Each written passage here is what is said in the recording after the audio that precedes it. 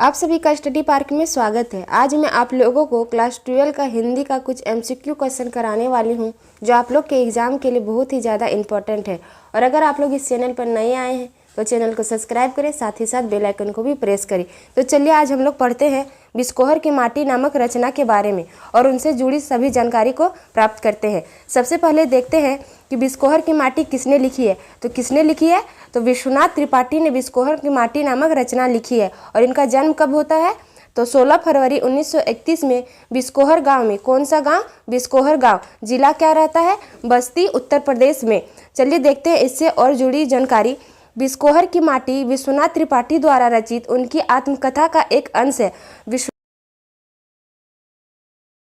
क्या रहता है आत्मकथा का नाम? नंगा तलाई का गांव। चलिए बढ़ते हैं पहले क्वेश्चन की ओर। और पहला क्वेश्चन ये रहा कि यह पाठ किस विधा में लिखा गया है। जो बिस्कोहर की माटी रचना है वो किस विधा में लिखा गया है? तो इसका सही उत्तर होगा 4 नंबर, आत्मकथा। आत्मकथा विधा में बिस्कोहर की माटी नामक रचना लिखा गया है। बढ़ते हैं अगले क्वेश्चन की ओर। और दूसरा क्वेश्चन देखते हैं कि बिस्कोहर की माटी के पाठ की रचना किसने की है। तो इसके लेखक का नाम क्या रहता है? तो इसका सही उत्तर होगा 2 नंबर, विश्वनाथ त्रिपाठी। बढ़ते हैं अगले क्वेश्चन की ओर। और तीसरा नंबर क्वेश्चन ये रहा कि कोइया किसे कहते हैं।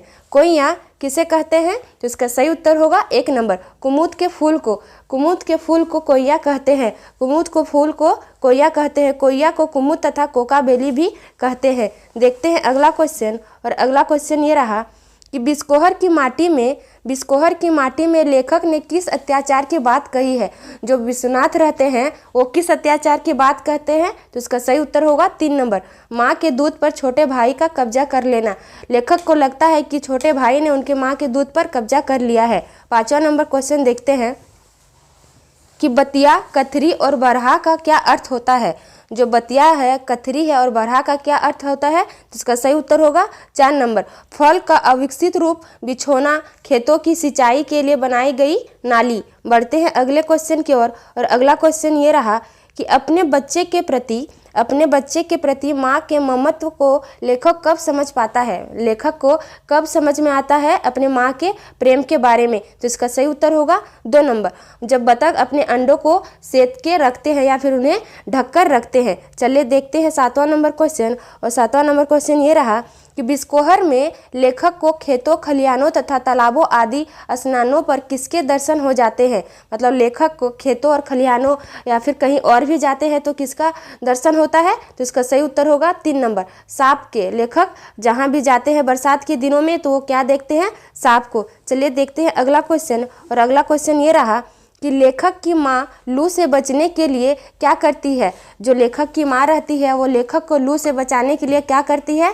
तो लेखक के कपड़े में प्याज बांध देती है। इसका सही उत्तर होगा 3 नंबर, उसके कपड़ों में प्याज बांध देती है। अगला क्वेश्चन ये रहा कि वर्षा ऋतु में आई आंधी। जो वर्षा ऋतु में आंधी आती है तो वर्षा और बाढ़ पर क्या इसका प्रभाव पड़ता है। तो इसका सही उत्तर होगा 4 नंबर, इनमें से सभी। क्या होते हैं? छप्पर, दीवार तथा घर नष्ट हो जाते हैं। सोच जाने की समस्या खड़ी हो जाती थी। भीगी लकड़ी से चूल्हा जलाना कठिन हो जाता है। क्या होता है? चूल्हा जलाना कठिन हो जाता है। अगला क्वेश्चन ये रहा कि धान की फसल से धरती किस ऋतु में फट जाती थी। मतलब जब धान का फसल होता है तो धरती किस ऋतु में फटती है। तो इसका सही उत्तर होगा 3 नंबर, शरद ऋतु में। कौन सा ऋतु? शरद ऋतु। चलिए देखते हैं अगला क्वेश्चन। और 11 नंबर का क्वेश्चन ये रहा कि लेखक ने अपनी माँ की तुलना किससे की है। जो लेखक विश्वनाथ रहते हैं वो अपनी माँ की तुलना किससे करते हैं। तो इसका सही उत्तर होगा 4 नंबर, बतख से। लेखक अपनी माँ की तुलना बतख से करते हैं। 12 नंबर का क्वेश्चन देखते हैं कि ग्रामीण जीवन की कौन सी बातें आज के जीवन में प्रेरक और शिक्षाप्रद हो सकती है। तो इसका सही उत्तर होगा 4 नंबर, पर्यावरण को सुरक्षित रखना, बुजुर्गों की देखभाल करना तथा उन्हें सम्मान देना, माताओं तथा बच्चों को अपना दूध पिलाना। माताओं द्वारा अपने बच्चों को दूध पिलाना। बढ़ते हैं अगले क्वेश्चन की ओर। और 13 नंबर का क्वेश्चन ये रहा कि वर्षा होने के बाद वातावरण में क्या परिवर्तन आता है। जब वर्षा ऋतु होती है तो उसमें वातावरण में इसका क्या परिवर्तन होता है। तो इसका सही उत्तर होगा 4 नंबर, इनमें से सभी पशु पक्षी झूमने लगते हैं। दूब और अन्य वनस्पतियों को नवजीवन मिल जाता है। पेड़ पौधों की सुंदरता देखने ही बनती है। जब वर्षा ऋतु आती है तो वातावरण एकदम खुशहाली से भर जाते हैं, पेड़ पौधे सुंदर दिखने लगते हैं। 14 नंबर का क्वेश्चन ये रहा कि लेखक को आत्मिक सुख की प्राप्ति कब होता है, मतलब लेखक को आत्मा का सुख की प्राप्ति कब होता है। तो इसका सही उत्तर होगा 1 नंबर, जब तालाब में स्नान करने के बाद लेखक को जब वह तालाब में स्नान करते हैं तो उसको आत्मा की सुख की प्राप्ति होती है। बढ़ते हैं अगले क्वेश्चन की ओर और 15 नंबर का क्वेश्चन ये रहा कि लेखक ने अपने से 10 वर्ष की बड़ी औरत की सुंदरता की तुलना किससे की है। जो लेखक रहते हैं वो अपने से 10 वर्ष की औरत की सुंदरता किससे तुलना करते हैं। तो इसका सही उत्तर होगा 1 नंबर, जूही और चांदनी से उनकी तुलना करते हैं।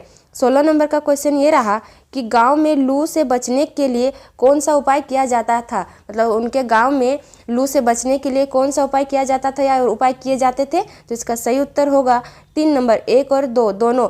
कपड़ों में प्याज की गठरी को बांध देना, कच्चे आम को पकाकर आम की रस पीना या फिर आम का लेप लगाना। चलिए देखते हैं अगला क्वेश्चन और 17 नंबर का क्वेश्चन ये रहा कि भोजपत्रों पर भोज करने की किसकी परंपरा है। जो भोजपत्र होते हैं उसमें भोज करने की, जब किसी मनुष्य की मृत्यु होती है तो भोज करने की परंपरा कौन से धर्म में होता है। तो इसका सही उत्तर होगा 2 नंबर, हिंदू परिवारों में भोजपत्रों पर भोज किया जाता है। चलिए देखते हैं 18 नंबर का क्वेश्चन और 18 नंबर का क्वेश्चन ये रहा कि आत्मकथा नंगा तलाई का गांव का नायक कौन रहता है। जो आत्मकथा नंगा तलाई का गांव है उसके लेखक कौन रहते हैं। तो इसका सही उत्तर होगा 2 नंबर, विश्वनाथ रहते हैं नंगा तलाई गांव का नायक। और आज का अंतिम क्वेश्चन ये रहा कि लेखक ने माँ की तुलना बतख से क्यों की है। जो लेखक रहते हैं वो बतख से तुलना माँ की क्यों करते हैं, क्योंकि उनको लगता है कि बच्चे के प्रति सतर्क रहने से बतख अपने बच्चों से बहुत प्रेम करती है। बतख अपने अंडों को अपने पंखों से ढककर रखती है, उसी प्रकार जब बच्चा छोटा होता है तो वो अपने बच्चे को अपने सीने से लगाकर रखती है और उसे प्रेम करती है। आज के लिए इतना ही। अगर आप लोगों को ये वीडियो पसंद आई है तो चैनल को सब्सक्राइब करें, साथ ही साथ बेल आइकन को भी प्रेस करें। Thank you.